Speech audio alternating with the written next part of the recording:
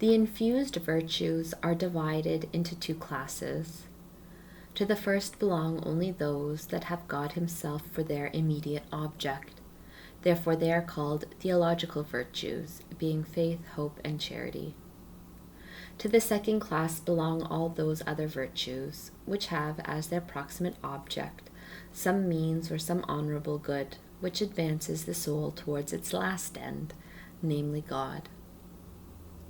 These are called the moral virtues, because they are intimately connected with established customs, and although there are many in number, they can be reduced to four, which are called the cardinal virtues: prudence, justice, fortitude, and temperance. Of all these virtues and their different species, I will say farther on as much as I can, in order that I may make clear how all of them, and each one in particular, adorned the faculties of the most holy Mary. At present, I only mention in general that none of them was wanting in her, and that all were possessed by her in the most perfect manner. Moreover, they were supplemented by the gifts of the Holy Ghost, the fruits of the Spirit, and the Beatitudes. God did not fail to infuse into her, from the first moment of her conception, all of the graces and gifts conducive to the highest beauty of the human soul and faculties.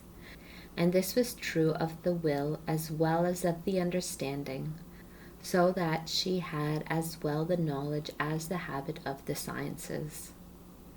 In order to say it all in one word, all the good which the Most High could give her as the mother of his Son and as a mere creature, he conferred upon her in the most exalted degree. In addition to all this, her virtues continually augmented, the infused virtues because she added to them by her own merits, and the acquired virtues because she nurtured and multiplied them by the intensity of her meritorious acts. Instruction of the Mother of God and Most Holy Virgin. My daughter, the Most High communicates to all mortals without distinction the light of the natural virtues. To those who dispose themselves by means of them and by his graces, he concedes also the infused virtues at the time of their justification. As he is the author of nature and of grace, he distributes these gifts with greater or less abundance, according to his equity and pleasure.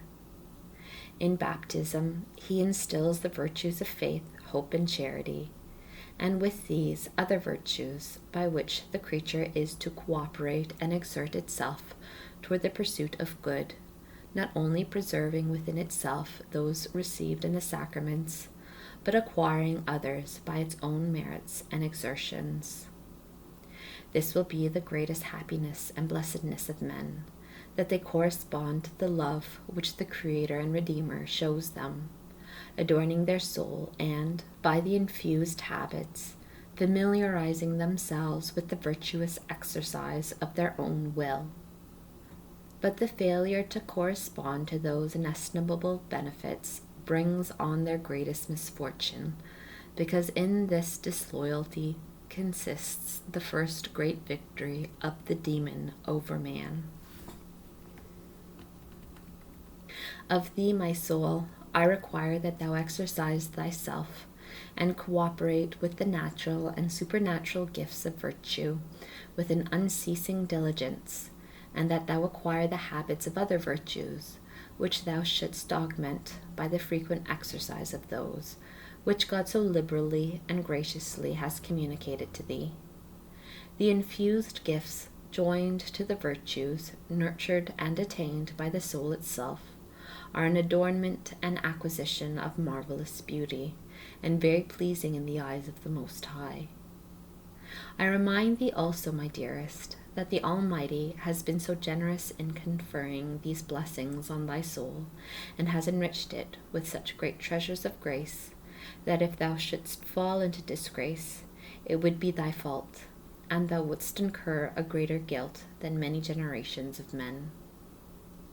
Consider and always remember the great nobility of virtue, how it so enlightens and beautifies the soul, that even if there were no other gain or object, the desire of possessing it for its own sake would be entirely justifiable.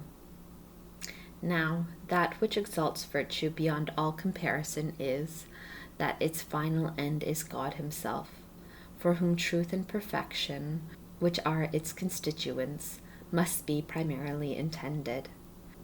And as soon as virtues attain this their end, namely God himself, they will be the foundation of the happiness and blessedness of the creature.